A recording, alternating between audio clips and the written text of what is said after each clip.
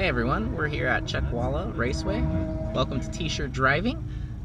We are here in the Polestar. We've got the RS, the Fiesta ST Orange, and a Camaro with us today. You can hear the noises in the background. We'll come back in the car so it's not so loud.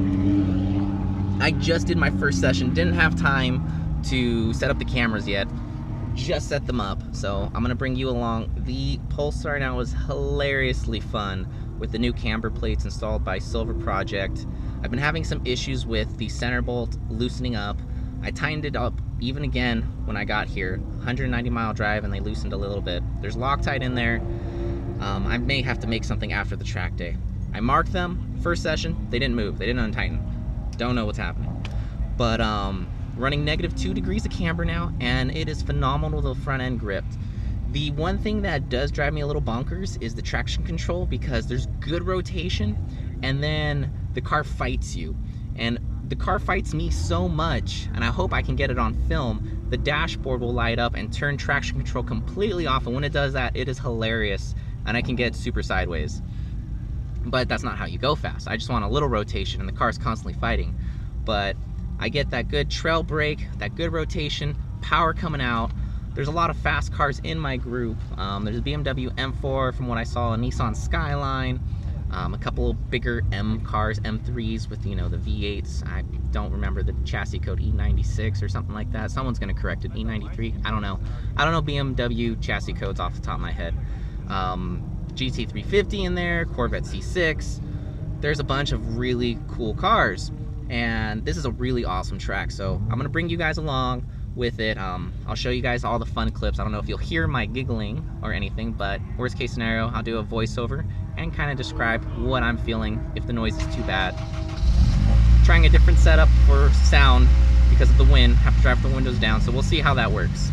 All right, I hope you guys enjoy this on-track experience at Chuckwalla Raceway here in sunny California, where the track temp right now is 65 degrees and it is like 10 o'clock. Perfect track day. Absolutely wonderful. See you on track. Session 2.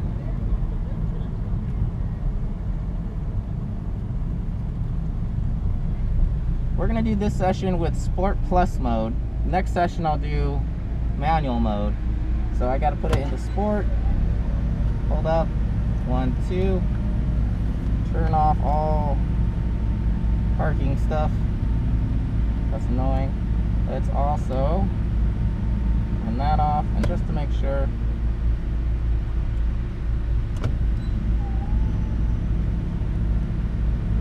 here we go.